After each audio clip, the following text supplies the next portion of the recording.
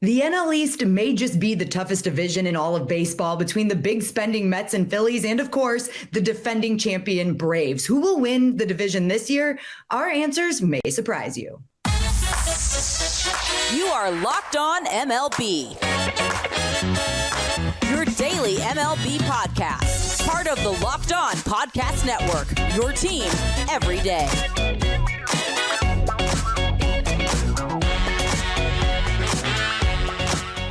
Hello, everybody, and welcome to a special edition of Locked On MLB, where we will preview the NL Central for the 2023 season. I'm your host, Daniela Bruce, and I'm an anchor for Locked On and broadcast reporter for the Detroit Tigers. Thank you for making Locked On MLB part of your day. We are a part of the Locked On Podcast Network, your team every day. On today's podcast, we will discuss who will be the king of this crowded division. Is it really anyone's game, or will it just be whoever has the biggest payroll? Where do the Marlins factor into this discussion?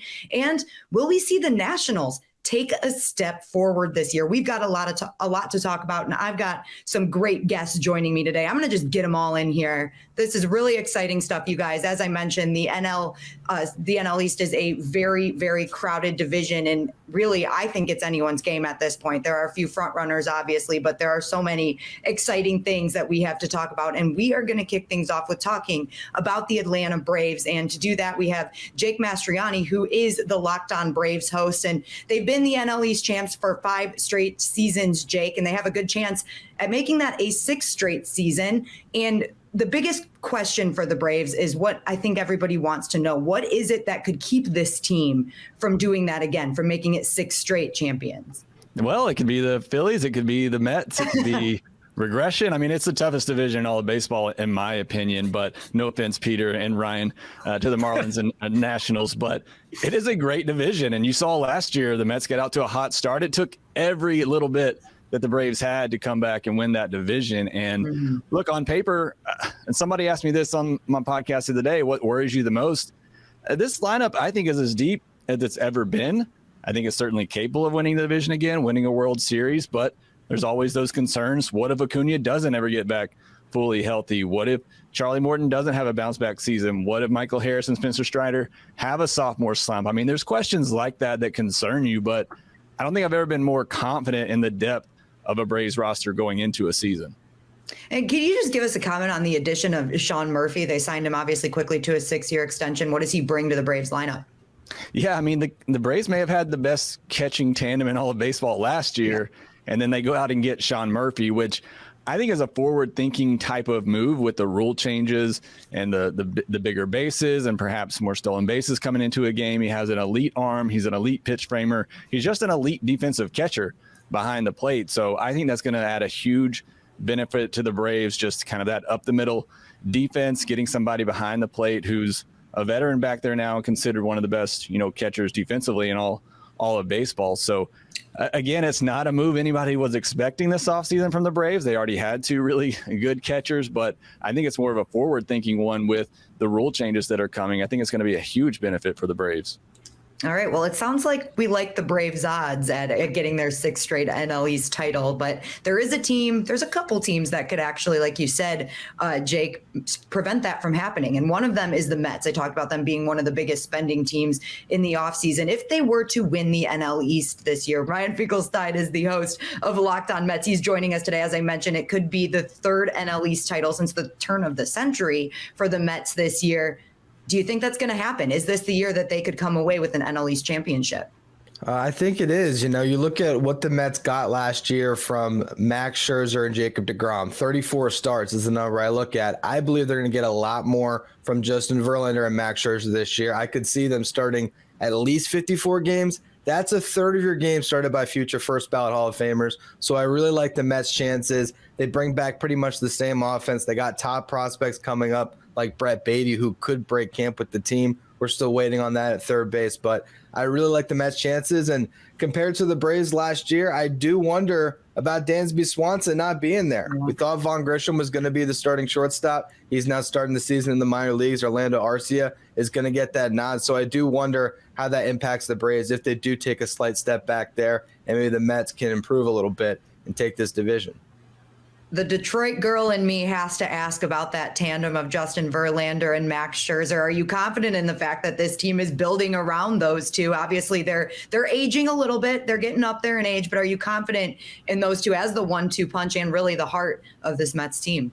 Absolutely. I mean, I think, right now we've already seen a couple of things about Jacob deGrom in camp. He just made his first start not too long ago, whereas Verlander and Scherzer are going through spring like sage veterans that are up to 80, 90 pitches and just seem ready to go from jump. So I think the two of them look to have a really big year. They could both be Cy Youngs. Like either one of them could be a contender in that department. And the Phillies got some arms like that. The Braves do as well. But I think the Mets duo is going to be the top duo in this division when it comes to starting pitching. Breaking my heart. They make it to the World Series. It's going to break not only mine, but everyone in Detroit's heart as well. And we haven't even talked about the team that represented the National League in the World Series last year, which is the Phillies. Connor Thomas of Locked On Phillies is joining us. And there was some good news for the Phillies, who chose not to put Bryce Harper on the 60-day IL leading into the season. What chances do you give the Phillies, Connor, at getting the division crown in 2023?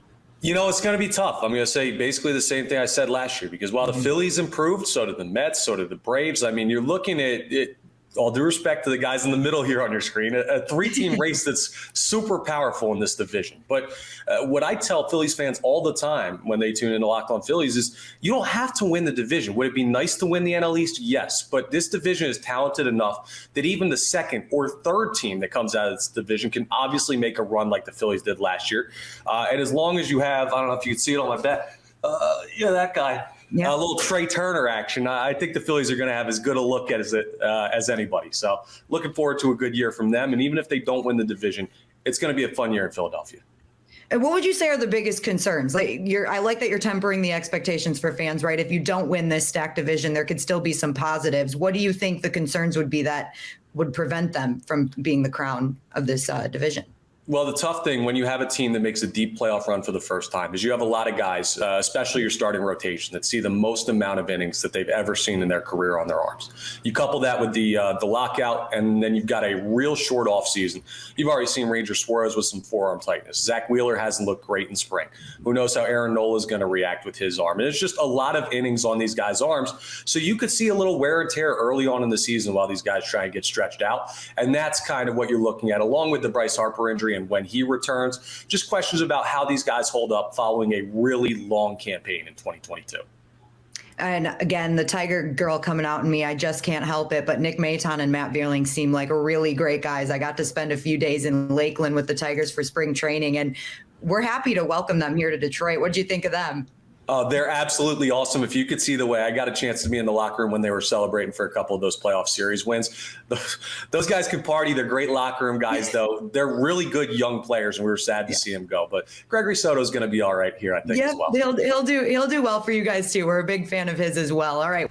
Today's episode is brought to you by FanDuel. With the MLB season upon us and the NBA playoffs right around the corner, now is the perfect time to download FanDuel, America's #1 sportsbook, because their new customers are going to get a no-sweat first bet up to $1,000. That's bonus bets back if your first bet doesn't win. Just download the FanDuel Sportsbook app. It's safe, it's secure, it's super easy to use. Then you can bet on everything from the line to the spread to point scores, three-pointers drained. Plus, FanDuel even lets you combine your bets for a chance at a bigger payout with a same-game parlay. Also, today we're discussing the NL East. If you want to bet on who wins this division, you can find the Braves plus 100, the Mets plus 155, the Phillies plus 400. If you're really crazy, the Marlins plus 4,000 or the Nationals plus 25,000.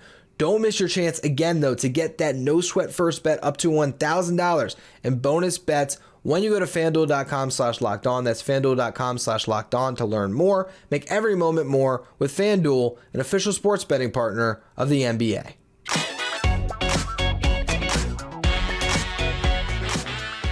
We're going to talk about the Marlins now, too. And as Connor so kindly pointed out, that they might be the two irrelevant teams in the Marlins. And, I didn't say all that. You implied it.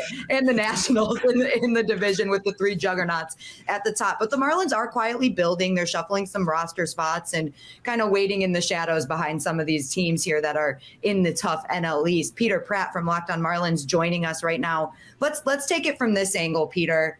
Do you think the Marlins could be a playoff team? And if not, what kind of steps forward are they going to take this year? I think they could sneak into the wild card 3 spot if everything goes perfectly. What happens in baseball? The majority of times, nothing goes perfectly. So, I'm not sure how you take that answer. They're lacking a bit of depth, and there's a bit of a social experiment going on with the Marlins this year. They're planning to go with 8 second basemen, a catcher, and a rotation. That's the methodology. They have loaded their team full of second basemen. I absolutely love what they've been doing. They're looking for a contact approach. It's going to be interesting to see. They're a pitching and defense team. Historically, they've now, with all these rule changes, decided to, go with 0 defense. So we're going to see how this plays out for the Marlins. But they don't have the money to spend, right? We can't look at what the Mets do, what the Phillies do. The Marlins have to take a different approach. And we're going to see if that works. There's a lot of pressure on Kim Ang. There's a lot of pressure on first-time manager Skip Schumacher. So there's a lot of storylines going on in Miami right now. If everything goes well, they could make a run. The rotation is definitely good enough to keep them in ball games. Can the offense take that next step? That's the key question for the Marlins this year. You mentioned Skip Schumacher. Do you have any idea on the pulse of the fan base and on the organization, how they're liking him so far? I know it's early, but there has to be some sort of pulse, right? Definitely. The general vibe has been positive, I'd say, on Skip. It was time to make that change from Don Mattingly into Skip Schumacher. I think Skip, being a relatively recent player himself, I think is a real step change from Donnie as well. So I think Skip understands the modern day player, what they need, how they can set themselves up to succeed. So early indications are really positive with Skip. The reality will soon set in the regular season. And if the Marlins get off to a 2-20 start or something crazy, then there'll be a lot of pressure on Skip Schumacher too. And one more for you here, Peter. Gene Segura, a nice addition. How's he settling in at third base? Because that's a bit of a change for him. How's that looking for the Marlins? Well, that's to the point, right? I mean, the Marlins have got so many second basemen here, and where do you play him? Mean Gene over at third, I think he can handle the position. The Marlins are asking so much of their roster this year defensively. Mean Gene at third. But the main storyline clearly is Jazz Chisholm Jr. transition out to center field, and that really is the key storyline defensively. That's, the Marlins season will hinge on how these guys can settle in. I think Gene can handle third fine. He's only played it for 30 games historically with the Phillies in 2020, I believe, in the COVID year. But really, defensively, it's all about, can Jazz handle center field, or do the Marlins have to flick to plan B, of which I'm not clear what plan B is at this point. So we'll wait to see what that looks like. All right. And last, but certainly not least, but as we've discussed already, maybe they are least in this division. Ryan Clary from Locked On Nationals is joining us now. There has to be something interesting about the Nationals this year. What is that, Ryan? What should everybody look for in the Nationals this year? Before the season started, obviously we were talking about Cade Cavalli, Josiah Gray, and Mackenzie Gore. Well, Cade Cavalli is now going to be out for the season with Tommy John surgery, but you still have those 2 young guys. Last year's staff for the Washington Nationals, easily the worst in baseball. Josiah Gray, he led the MLB in home runs given up. He led the NL in walks given up. This is a staff that desperately needed improvement, and I think Mackenzie Gore and Josiah Gray taking those steps up this year will actually be something fun to watch for. And then even later in the season, you'll get a number 1 prospect, or a former number 1 prospect in the system, Robert Hassel. He should be making his debut at some point this season, so that is some fun stuff to watch for this year, as we won't really be competing in the NL East.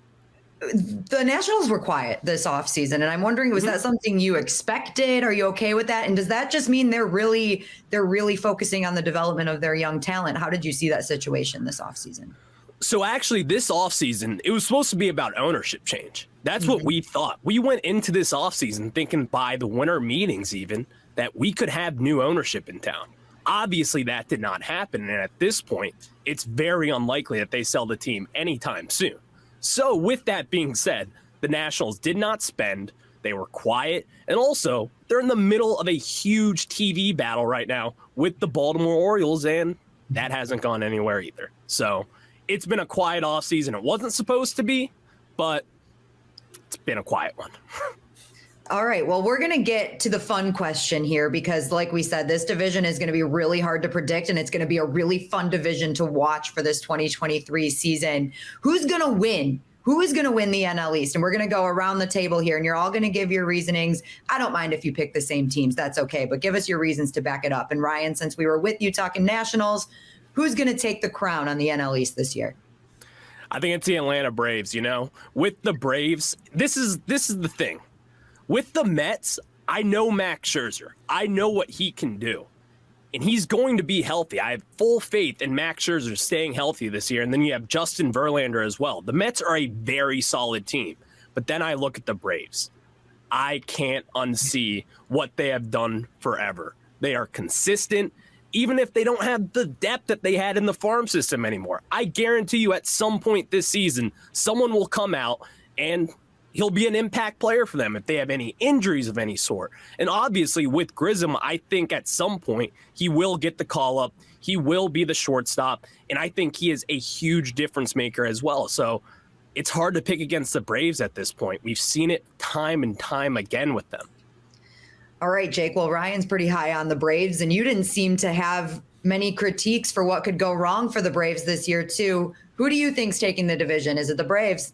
Yeah, I hate people actually buying into the Braves winning this year. It feels like they always get picked against because of all the spending the Mets and Phillies do. But I do think the Braves win it again. As I said, I think this is the deepest roster they've had. You look at the starting rotation, and as Ryan just said, they already have two rookies who have seemingly come out of nowhere competing for the fifth spot over guys like Ian Anderson and Bryce Elder who have major league experience. So I just think there's a lot of depth, rotation, bullpen, lineup, could be the only thing if there were some major injuries there or guys didn't, perform as capable of. But I just think this lineup, if they perform to what we've seen in the past, I think they have a very good chance to win the division again and perhaps even win a World Series. But that's not to say the Mets couldn't. I really, fear the Mets a lot. Obviously, Trey Turner and what he's done to the Braves historically gives me nightmares. So, I mean, it's going to be a good race, but I'll say the Braves just because I think they do have a lot of very good depth. I'm really pumped to tell you about our new partner and the sponsor of today's episode, the mobile game Ultimate Baseball GM. If you're like me and you've dreamed of becoming an MLB GM, you now get to live out that dream. It's unbelievable what this game can do for you. You can manage every strategic aspect of your team, play through the season, lead your team to glory. You're responsible from everything where it comes down to hiring the right coaches and staff, managing team finances, scouting and drafting players, managing difficult personalities, navigating your franchise through free agency and all of the ups and downs of a season. All of this in a challenging and realistic game world. Ultimate Baseball GM is completely free, and the best part is playable offline, so you can play on the go as you want, when you want. Once downloaded, you don't need Wi-Fi to play. It's all there for you in app play, which for me is great because I've always loved to play MLB The Show on my PlayStation. It's not in my phone if I'm waiting, a long line at the grocery store and I want to pull my phone out, play a little bit of Ultimate Baseball GM. I now have that luxury and I absolutely love it. You will too. Locked On listeners are going to get a 100% free boost to their franchise when using the promo code Locked On in the game store. So make sure to check it out. To download the game, just visit probaseballgm.com. If you're watching on YouTube, you can scan the code in the bottom right of the screen, or you can look it up on the app stores. That's probaseballgm.com. Check out Ultimate Baseball GM. Start your dynasty today.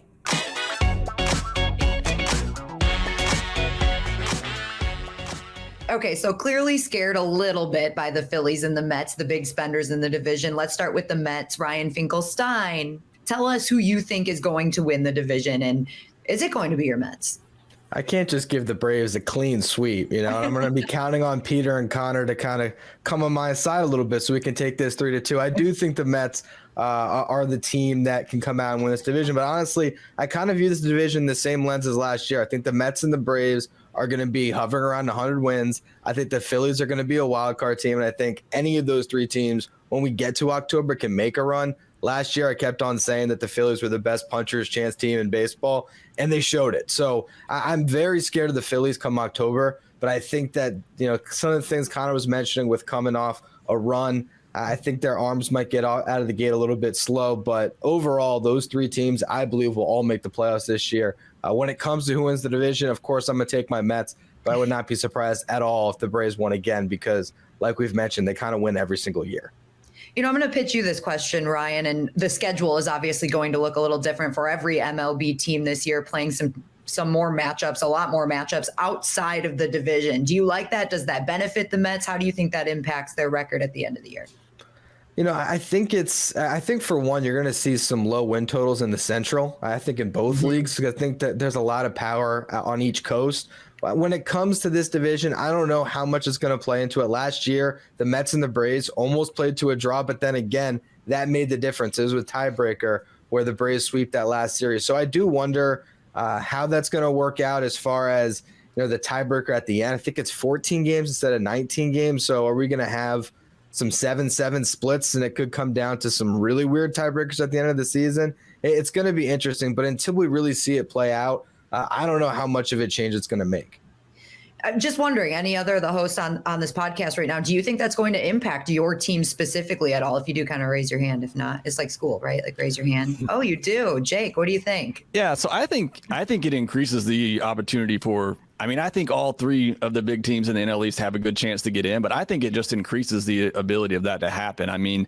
As good as all three of those rosters are, I could see all of them easily making the postseason. But when you take out the fact we don't have to play each other as much and you get to play some of those Central teams a little bit more, I think it just increases the odds of all three teams getting in again. And then like Ryan Finkelstein said, if that happens, either one of those teams could make a run. It all comes down to who's hot at the time, which we saw with the Braves 2 years ago make a run and win it. You saw with the Phillies last year who got hot at the right time and made a run. So all three of those teams are capable of going to the postseason and winning a World Series. And I just think the balanced schedule now increases that chance of happening. All right, now we will move on to talking about the other big spenders in the division. In the Phillies, Connor, what do you think? Who's taking the NL East crown? Listen, you're really going to make the Philly guy say the Phillies are going to win it, but I'll play that card here. It's kind of what we do in this city. I think this team's got as good a shot as any, and I know the Braves have run this division for more than the past half decade. I know the Mets are a super talented team. When I look at the Phillies, and maybe I'm reading into stuff that's not there, but they just feel like they have so much momentum, even just looking at the World Baseball Classic and like Kyle Schwarber hitting that home run off of Yu Darvish in the final, just like he did in the NLCS. Trey Turner going absolutely off, hitting 5 home runs in the tournament. Bryce Harper potentially coming back early. Something about this team just feels like they've figured out that they can win, and I feel a really good run from them this year. I think the rotation's underrated. I think Taijuan Walker is a huge addition, and if he slots into the 4th spot in your rotation, you're in solid shape, especially if Andrew Painter can get healthy and make a debut as the top pitching prospect in baseball once he gets over a UCL sprain. So there's stuff that has to go right for them to jump the Braves and the Mets. I'm not saying the Phillies are going to walk to an NL East title, or anybody is. And I think all three teams make the playoffs when we talk about the top three. But sure, I'll pick the Phillies to win it. Why not? No one had them going to the World Series last year, and I think they're a 90-plus win team, which definitely puts them in the conversation. That's right. Go for the underdog. I think Detroit and Philly have that same mindset. Detroit's probably way out of it this year, but I'm still going to tell you that they're going to turn things around this year. It's the optimism in our cities, right? But you did mention Bryce Harper, and I want to ask you, because obviously he's going to come back at some point. That's been pretty clear. But even without Bryce Harper, you think this team can be competing for that NL East title? I'll tell you what, the lineup the Phillies are going to roll out on opening day without Bryce Harper is better than the lineup they rolled out on opening day last year with Bryce Harper. They moved Didi Gregorius is now gone. Gene Segura is now in Miami, and you upgrade there by putting Bryson Stott at his natural position of second base. And Trey Turner, even though we love Gene Segura, is an upgrade in the middle infield from him. And then you get Brandon Marsh, who's a better player than your new friend Matt Vierling out there in center field, who's put in a lot of work this offseason with hitting coach Kevin Long. So the lineup's already improved without the guy who's an MVP caliber player. So when you add him back in, that's just going to be a huge boost to them. I think they can easily withstand the time that they miss Harper, especially now that it looks like he's back ahead of schedule. All right. Well, you've convinced me. I'm going to keep my eye on the Phillies this season for sure. Peter, what do you think? Who's taking the title here in the NL East? Let me just start with the fact the Marlins have never won the division before. And 2023, that will continue, I believe, unless something goes crazy. It'd be wild. So Less I'm not optimism in Miami than Philly. Okay, we get it. There's been a lot of optimism in Miami recently for the WBC, which has been amazing. How great has it been to see Lone Depot packed out like that and those kind of attendances and that kind of fandom going on there. I'd love to see that in Miami during the regular season. I'm not convinced that will continue, maybe opening day, but overall for me in this division, I struggle to see past the Braves. I just feel like their roster is the best roster overall. I also believe they, by some distance, have the best GM in baseball as well, actually. And so they won't be done. There's always a plan with the Braves. There always is. And you never see it coming. That's the thing with the Braves. The news drops and no one has heard anything about it until it's happened. Left scratching head going, wow, the Braves have done it again. I think the Braves actually win this division by some margin, actually. I know maybe we're expecting a head-to-head with the Mets and Braves a little bit like last year, but I can see it being by some distance this year. I think the Phils are in the mix. The Mets are in the mix, clearly. As all the guys say, I think 3 of them do make the postseason. Wouldn't it be wild if there was 4 teams from the NL East that made the postseason? I know it's hard with the schedules, but if everything goes right for the Marlins, who knows? They could sneak in wildcard 3. You say it's hard for the schedules, and we did just talk about it, the fact that the schedule's changing a bit. You don't think it benefits the Marlins a little bit to be playing against some of the weaker division opponents instead of the top 3 teams in their division? Oh, 100%. In terms of the impact here, like for the Marlins, this is a really big impact and a really big change because they are fighting for a wildcard 3 spot. That's the objective at the start of the year, apart from winning the division, clearly. But I do think this really does help the Marlins. If they start hot, and their schedule is really tough early on, actually, mainly because it's against all the NL East guys. But if they start hot, get to the deadline, and are buyers at the deadline, who knows? Like this does help to play some of the weaker teams potentially, instead of playing an extra 15 games against the other 3 from the Beast from the East. So yeah, I think it's a really positive change for the Marlins. We'll see if it plays out. They have to start hot. There's a few free agents there, pending free agents on the roster. They will be sellers if they're adrift, and so that's clearly the concern, that they will be sellers again, and it'll be another year without the postseason and a division crown. All right, everybody. Well, there you have it. There's a season preview for the NL East on the 2023 season. A big thank you to all of these gentlemen for joining me today. We've got Ryan Clary of Locked On Nationals, Jake Mastriani of Locked On Braves, Ryan Finkelstein of the Locked On Mets, Peter Pratt of Locked On Marlins, and last but certainly not least, Connor Thomas of Locked On Phillies. Again, thank you all so much for giving us this preview of the NL East. It's going to be one of the most, if not the most, exciting divisions in baseball. Thanks, and of course, a big thank you to everybody that's listening to Locked On MLB, this special edition of the NL East preview for the 2023 season. Make sure you stay locked on, subscribe on YouTube or anywhere you get your podcast. This has been Locked On MLB. I'm Daniela Bruce. We'll see all you guys next time. You are Locked On MLB, your daily MLB podcast. Part of the Locked On Podcast Network, your team every day.